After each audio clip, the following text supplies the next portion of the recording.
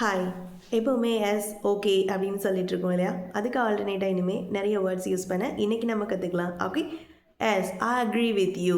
I agree with you அப்படின்னா நீ சொல்கிற எல்லாத்துக்குமே நான் அக்செப்ட் பண்ணிக்கிறேன் அப்படின்னு அர்த்தம். ஓகே, தென் நெக்ஸ்ட்டாக ஷர்டைன்லினா நிச்சயமாக உறுதியாக அப்படின்னு அர்த்தம். நாளைக்கு பார்ட்டிக்கு வரியா அப்படின்னு கேட்கும்போது ஓகேன்னு சொல்லாமல் ஷர்டைன்லி ஐ வில் கம்னா நிச்சயமாக உறுதியாக வந்துடுறேன் அப்படின்னு சொல்லுங்க. அடுத்து பாருங்க, ஐ மீன் அப்படின்னா அது எஸ்ன்ற அர்த்தத்தை தான் சொல்லும். ஓகே, நாங்கள் இதெல்லாம் பிளான் பண்ணியிருக்கோம், உனக்கு இது ஓகேவா அப்படின்னா ஐ மீன் அப்படின்னா நானும் அதில் தான் இருக்கேன், எனக்கும் இதுக்கு சம்மந்தம், எனக்கும் இதில் சம்மதம் இருக்குது அப்படின்னு அர்த்தம். ஓகே, தென் நெக்ஸ்ட் பாருங்கள், sounds good is a fashion word. Sounds good அப்படின்னா எல்லாமே ரொம்ப அருமையாக இருக்குது. ஐ அக்ரி, ஐ கன்கர், இது மாதிரி அர்த்தம்.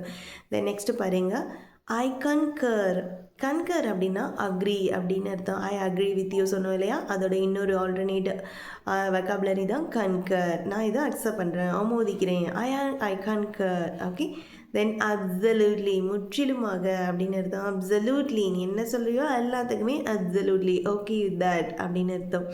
Then last and final one, just to அப்படின்னா எக்ஸாக்ட்லி ரைட்டுன்னு அர்த்தம். எக்ஸாக்ட்லி ரைட் சொல்கிற எல்லாமே எப்படி இருக்குது, ரொம்ப ரைட்டாக இருக்குது அப்படின்னா நம்ம அதை என்ன பண்ணுறோம், நம்ம ஏற்றுக்கிட்டால் மட்டும்தான் அதை நம்ம சரின்னு அக்செப்ட் பண்ணுவோம். ஸோ அந்த இடத்துல நீங்கள் ஜஸ்ட் ஸோ அப்படின்னு யூஸ் பண்ணுங்கள்.